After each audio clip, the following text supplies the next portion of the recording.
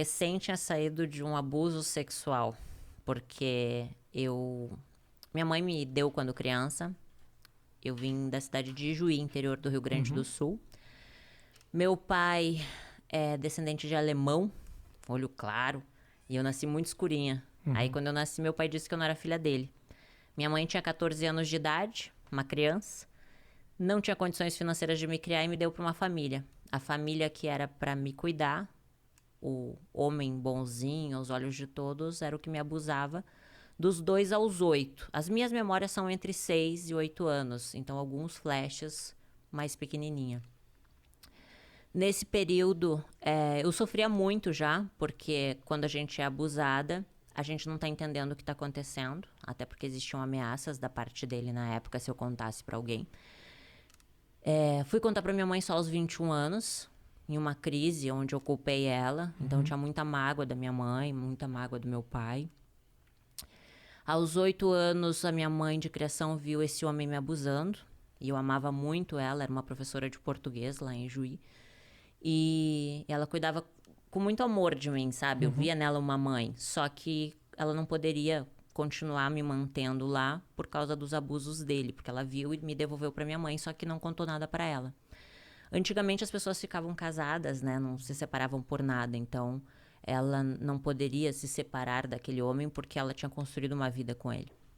Você tinha noção disso naquele momento? Não, naquele momento não, né? Eu era uma criança que tinha que me separar da mãe que eu amava, que era minha mãe de criação, pra finalmente morar com a minha mãe.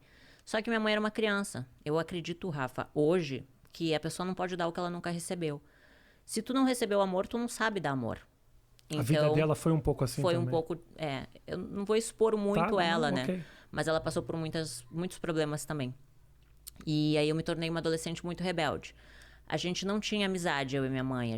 Ela brigava muito comigo, me batia muito. Então, aos 11 anos, eu comecei a fumar cigarro, beber, colocava piercing para chamar atenção. Até eu tenho a sobrancelha rasgada aqui, porque eu mesma furei a minha própria sobrancelha na frente do espelho. Botei um brinco gigante, porque eu já queria chamar atenção. Na verdade, eu queria ser amada, né? Eu buscava a atenção das pessoas, né?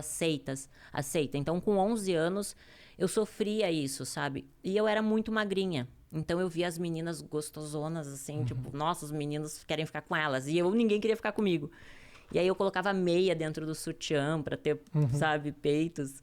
E passei por vários problemas naquela época de depressão, só que eu não entendia, porque naquela época a gente não conseguia conversar com ninguém, não tinha internet como é hoje. Então, nas minhas agendas, eu falava que eu queria morrer, que eu queria matar todo mundo.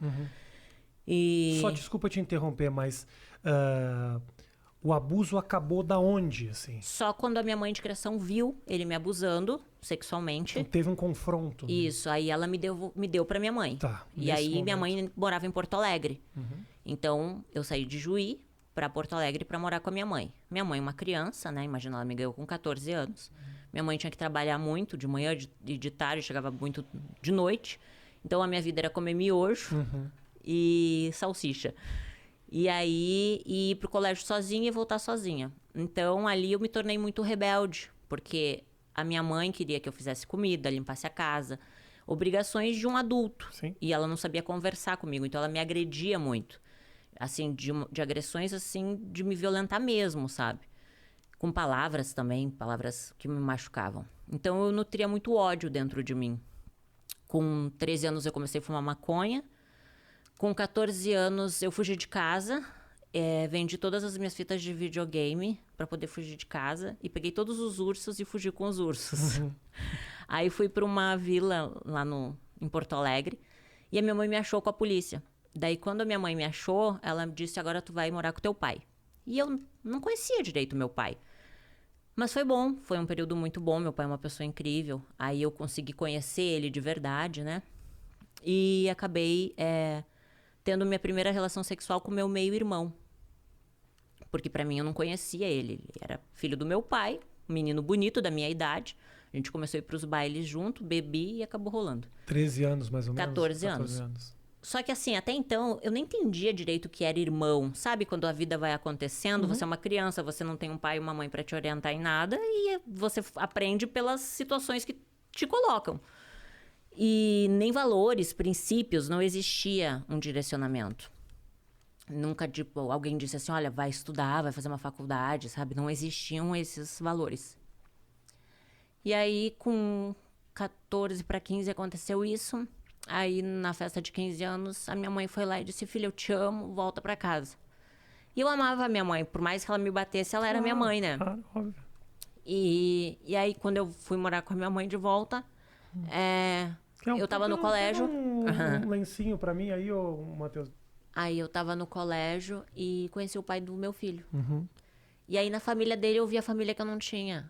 Aquela estrutura familiar de churrasco final de semana, sabe? Os filhos debaixo da asa da mamãe. Minha sogra muito carinhosa comigo. Então eu me apaixonei pela família dele. E eu era uma criança, eu tinha 15 anos. Aí o meu ex-marido, na época, tinha 16, uma criança também. Sim. Mas a gente, nessa idade, a gente já acha que a gente é adulto. Aí a gente queria ter um filho. Então, Imagino também que a sua vontade de amadurecer era para escapar de muita coisa Isso. que da infância não tinha sido das melhores. E a minha né? mãe me batia até no rosto. Imagina eu aos 15 anos apanhando no rosto, sabe? Era uma forma de fuga. O casamento foi uma fuga.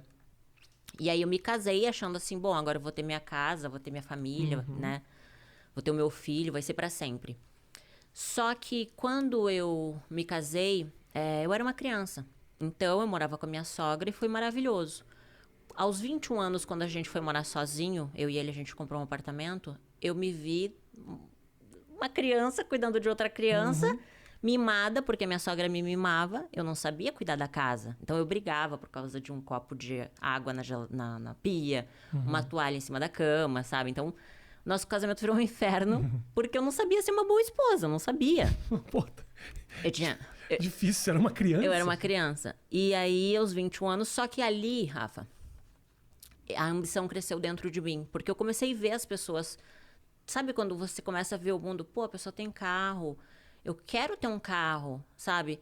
Eu quero me vestir bem. Você começa a ver que existem pessoas que crescem financeiramente. Então, eu era coordenadora de RH de uma empresa de marketing promocional em Porto Alegre. Eu comecei como demonstradora